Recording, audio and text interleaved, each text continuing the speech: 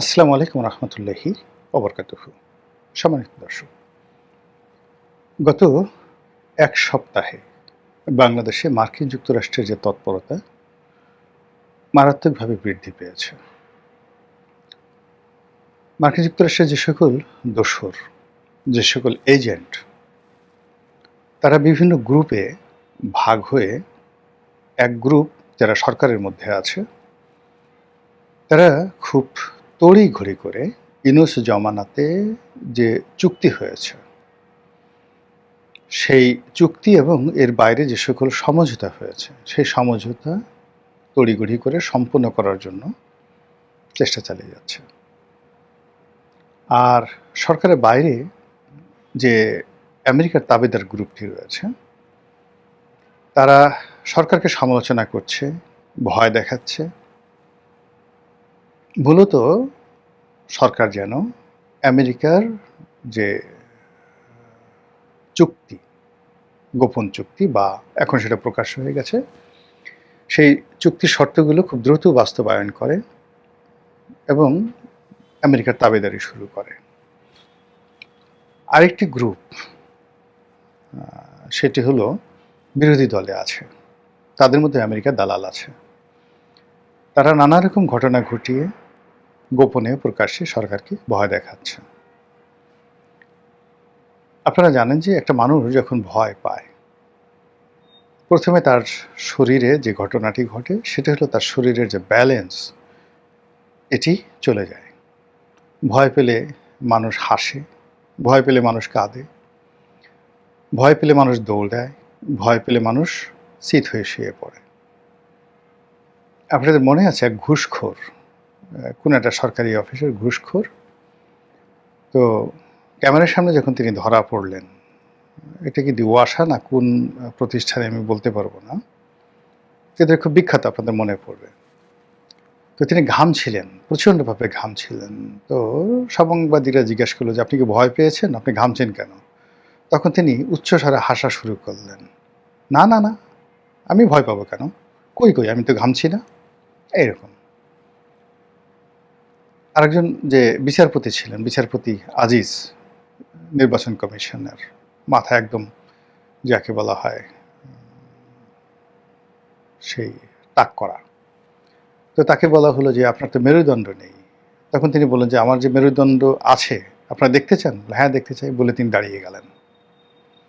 এইভাবে আসলে মানুষ যখন ভীত সন্ত্রস্ত হয়ে যায়, তখন তার শরীরের যে ব্যালেন্স এটা থাকে না, মনের যে ব্যালেন্স সেটা থাকে না, এবং বুদ্ধি নাশ হয়ে যায়। ভয় পেলে সবচেয়ে বড় ক্ষতিটা হলো যে সে কিংকর্তব্য বিমূঢ় হয়ে যায়।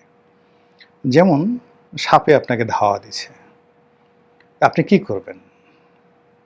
মানে উল্টো দিকে দৌড় দিবেন না, তো আপনি সাপ আপনাকে যেদিকে তাড়া করছে আপনি সেই দিকে দৌড়াবেন। বা আপনি অন্য সময় হলে সাপ তো আসলে আপনার সাথে দৌড়ে পারবে না, বা আপনি যদি একটু যাকে বলা হয় গুল্লা শুটের মতো খেলেন, আপনাকে সাপ কোনোদিন ধরতে পারবে না।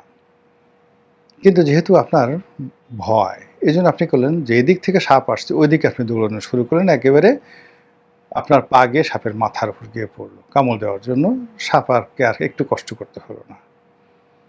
এই হলো মানুষের ভয় পাওয়ার পরে তার যে অথর্ব আচরণ, সে আচরণের একটি নমুনা।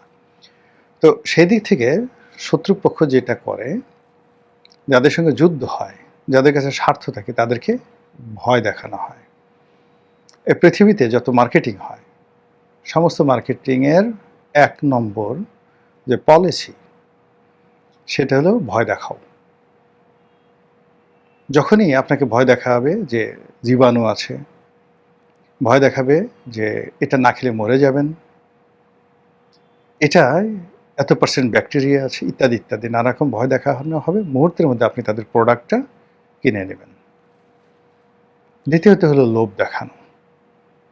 লোভের আবার দুটো, একটা হলো পার্থিব আর একটা অপার্থিব। আপনাকে জান্নাত দেয়া হবে, হুর দেয়া হবে, তারপরে আপনাকে আবার যেন তেন জান্নাত না, জান্নাতুল ফেরদাউস দেয়া হবে। আবার জান্নাতুল ফেরদাউসের মধ্যে আবার ছোট বড় জান্নাত আছে। হুজুররা নানা রকম ওয়াজ করে আপনাকে লোভাতুর করে। আচ্ছা, এখন সেই লোভাতুর হওয়ার জন্য আপনাকে দোয়া শিখতে হবে, দরুদ শিখতে হবে, আর হুজুরদের কাছে যেতে হবে। অলি আল্লাহ গাউস কুতুবদের মনোরঞ্জন করতে হবে, এই জন্য তাদের হাত পা টিপতে হবে, এইরকম নানা রকম ঘটনা আছে। এরপর ওষুধ বিক্রির জন্য আপনার এই ওষুধ খেলে শরীর ভালো হবে, আপনার শক্তি বাড়বে, বুদ্ধি বাড়বে, আপনার চেহারা ভালো হবে, আপনাকে দেখলে নারীরা দৌড়ে দৌড়ে চলে আসবে, আপনার স্ত্রী, আপনার যদি সেক্স বেশি থাকে আপনার স্ত্রী খুশি হবেন, ইত্যাদি নানা রকম বিজ্ঞাপন দেখিয়ে মূলত আপনাকে লোভাতুর করা হয়। এর কারণ হলো মানুষ যখন লোভী হয়ে যায়, ভয় পাওয়ার মতোই লোভী মানুষদের কোনো বিবেক থাকে না, বুদ্ধি থাকে না, ব্যালেন্স থাকে না। তো সেই কাজগুলো রাজনীতির ময়দানে, যুদ্ধের ময়দানে খুব বেশি হয়, লোভ দেখানো হয় আর ভয় দেখানো। আপনি চিন্তা করেন, এই যে যুদ্ধ চলছে, এই এত যুদ্ধের মধ্যেও ইরানের কাছ থেকে টাকা খেয়ে ইসরায়েলের মন্ত্রী পরিষদের সদস্য, মিলিটারি জেনারেল, তারা ইরানের পক্ষে গুপ্তচর বৃত্তি করছে। অন্যদিকে ইসরায়েলের টাকা খেয়ে ইরানের যে বিপ্লবী গার্ড, সেই বিপ্লবী গার্ডের কমান্ডার খামেনির, আয়াতুল্লাহ আলী খামেনির সবচেয়ে বিশ্বস্ত ব্যক্তি, তিনিও এই গুপ্তচর বৃত্তিতে গেলেন লোভের বশবর্তী হয়ে, যাকে এই যুদ্ধের সময় ফাঁসিতে লটকানো হয়েছে ধরা পড়ার পর। এই হলো লোভ, লালসা এবং ভয়ের সংস্কৃতি। আমেরিকা তার যে বিভিন্ন মেশিনারিজগুলো রয়েছে, এটাকে বিভিন্ন ভাগে ভাগ করে, সরকারের ভিতরে একটা, বাইরে একটা, সিভিল সোসাইটিতে একটা, বিরোধী দলে একটা, এমনকি ভিক্ষুকদের মধ্যেও এদের এজেন্ট আছে, যারা সরকারকে পাজেল করে দিয়েছে। আর সেই পাজেল হওয়ার কারণে আপনি দেখবেন যে সরকার খুব তাড়াহুড়া করছে, বিমান কেনার জন্য তাড়াহুড়া করছে, আমেরিকা থেকে ফুয়েল কেনার জন্য তাড়াহুড়া করছে, আমেরিকান কোম্পানিকে বাংলাদেশ লিজ দেওয়ার জন্য তাড়াহুড়া করছে, সেন্ট মার্টিন নিয়ে আমেরিকার সঙ্গে যে সমঝোতা আছে সেই ব্যাপারে সরকার খুব দ্রুত সিদ্ধান্ত নিতে চাচ্ছে। কোনো অবস্থাতে তারা ক্ষমতা হারাতে চায় না, আর আমেরিকা তাকে খুব দ্রুত এই কাজগুলো করিয়ে নেওয়ার জন্য ভয় দেখাচ্ছে যে তাড়াতাড়ি করো, না হলে কিন্তু এটা হয়ে যাবে। তো হঠাৎ করে গত এক সপ্তাহে আমেরিকার এই তৎপরতা বাড়লো কেন? আমরা জানি যে দুনিয়ার কোথাও যদি আপনি না পারেন, তাহলে বউয়ের সাথে এসে মানুষ বীরত্ব দেখায়, বাইরে গিয়ে কোথাও পাত্তা দেয় না, কিন্তু নিজের ঘরের বুয়া, বাসার দারওয়ান, কাজের ছেলে, পিয়ন, এদের গালের উপর ঠাস ঠাস করে কয়েকটা মেরে দিল।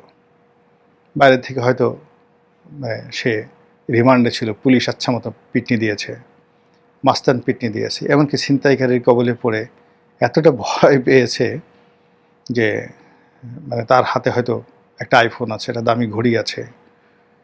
তো যখন ছিনতাইকারী সে চাকু ধরলো, সে বলল, বাবা আমাকে প্রাণে মেরো না, আমার জানটা বাঁচাও, তোমরা যা যা চাও দিয়ে দিলাম।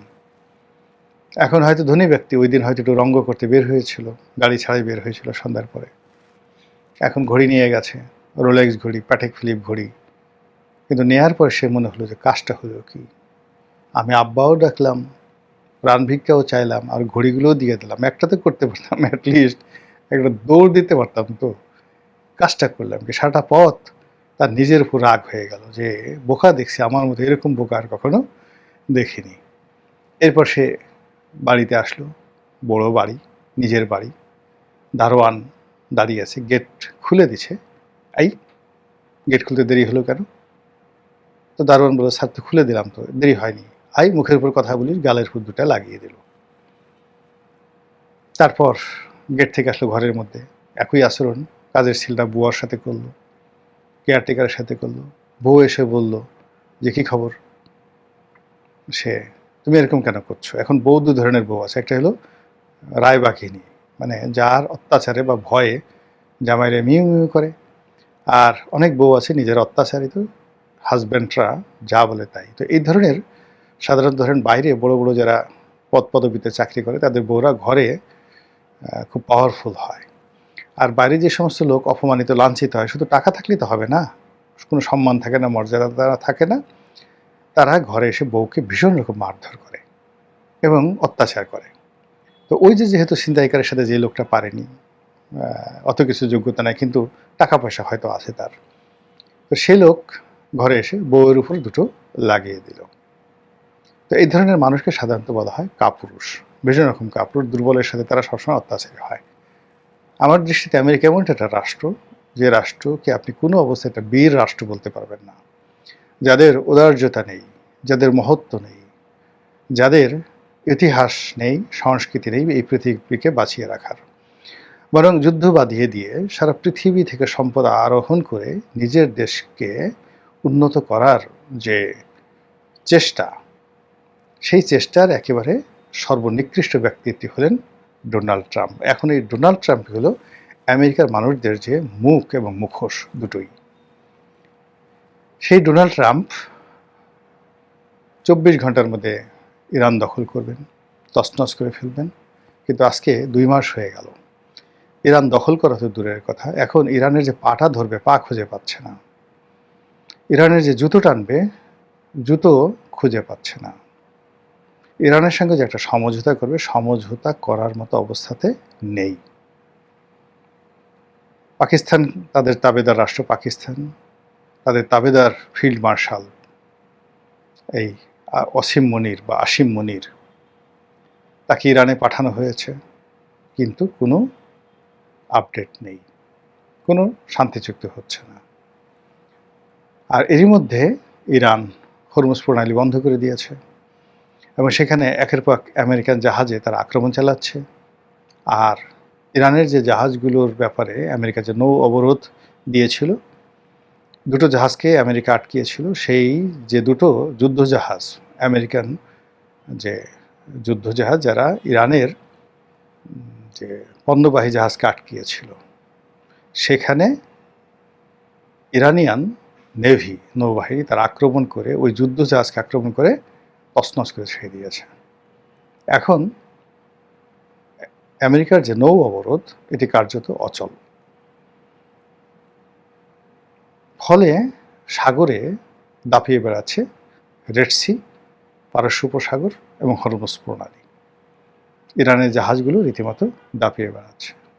ইরান এই যুদ্ধের মধ্যে, এত কিছুর মধ্যেও প্রতিদিন 10 লক্ষ ব্যারেল তেল তারা রপ্তানি করছেন এভরিডে, আনবিলিভেবল।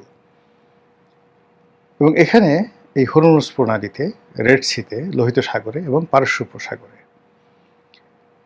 এবং আরেকটি গুরুত্বপূর্ণ স্ট্রেইট বা প্রণালী রয়েছে, সেটা হলো বাব আল মান্দ, ইয়েমেনের হুতিরা যেখানে নিয়ন্ত্রণ প্রতিষ্ঠা করছে। এই টোটাল অঞ্চলে ইরানের দাপট অতীতের যে কোনো সময় চেয়ে বেড়ে গেছে। আর ডোনাল্ড ট্রাম্প অপমানিত, নাস্তা নাবুদ হতে হতে তার শরীরে রীতিমতো পছন্দ হয়ে গেছে।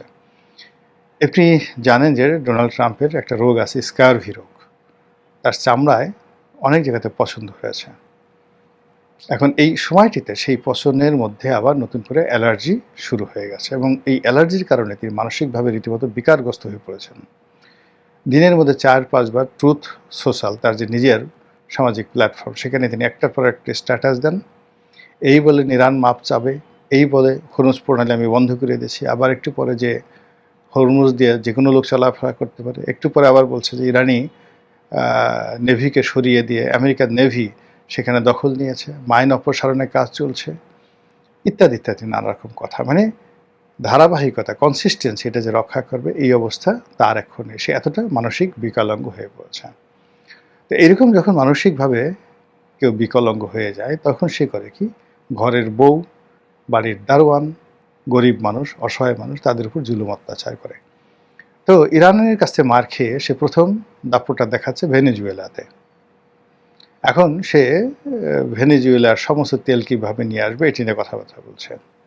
সে দাপট দেখানোর চেষ্টা করছে যে কিউবার সাথে। আপনারা জানেন যে ফ্লোরিডা, আমেরিকার যে অঙ্গরাজ্য, ফ্লোরিডার ওপারে ফ্লোরিডা আর এই পাশে কিউবা, এত কাছাকাছি। জাস্ট কানাডার সাথে আমেরিকার যেমন বর্ডার, এভাবে কিউবার সাথে বর্ডার। সেই কিউবার উপর তারা এখন বাহাদুরি দেখাবে। আর তাদের যে পোষ্য, তারা টাকা দিয়ে যেটিকে লালন পালন করছে, সেটা হলো ন্যাটো। এখন সে হুমকি দিয়েছে যে ন্যাটো থেকে স্পেন যেহেতু তাদের কথা শুনেনি, স্পেনকে তারা ন্যাটো থেকে বের করে দেবে, এই সমস্ত কথাবার্তা। এবং ন্যাটোকে তারা আর কার্যকর রাখবে না। আর আমাদের এই পাক ভারত উপমহাদেশে তাদের ভারতের উপর খুব রাগ হয়েছে, ভারত কথা শুনছে না। এই জন্য একবার ভারতের নরেন্দ্র মোদীকে বন্ধু বলে, একবার ভারতকে বন্ধু বলে, আবার একটু পরে বলে ভারতের লোকজন এত খারাপ, এরা শুধু আমেরিকাতে যায় সন্তান পয়দা করার জন্য। ওখানে গিয়ে আমেরিকার নাগরিক হবে, এই জন্য সন্তান পয়দা করার জন্য ভারতীয়রা যায়। আর বাংলাদেশের ব্যাপারে এই সময়টাতে যে অবস্থা হয়ে গেছে যে ওদের মধ্যে এমন একটা, যাকে বলা হয়, অসহায়ত্ববোধ চলে আসছে যে সম্ভবত এই অবস্থা যদি চলতে থাকে বাংলাদেশের সঙ্গে যে চুক্তিগুলো হয়েছে এগুলো বাংলাদেশ মানবে না, এই চুক্তি বাংলাদেশ বাতিল করে দেবে। এই ভয় থেকে তারা বাংলাদেশে যারা সরকার চালাচ্ছেন তাদের উপর চাপ প্রয়োগ করেছে, তাদের যারা তাবেদার তাদেরকে প্রমোট করছে যে আমরা এই কাজ করব, এবং মার্কিন তাবেদারদেরকে রাষ্ট্র এবং রাষ্ট্রযন্ত্রের গুরুত্বপূর্ণ জায়গাতে তারা পুশ করছে যেন খুব দ্রুত যে আমেরিকার সাথে তাদের যে চুক্তি, বাংলাদেশের যে চুক্তি, সেই চুক্তির প্রতিটি ধারা যেন বাংলাদেশ বাস্তবায়ন করে। বুঝতে পারছেন যে আমরা কোন অবস্থার মধ্যে আছি। এই অবস্থা থেকে বাঁচার জন্য যে প্রজ্ঞা দরকার, সাহস দরকার, শক্তি দরকার, সেটা আমাদের যারা রাষ্ট্রকর্মে নিয়োজিত তাদেরকে আল্লাহ দান করুন। আসসালামু আলাইকুম ওয়া রাহমাতুল্লাহি ওয়া বারাকাতুহু।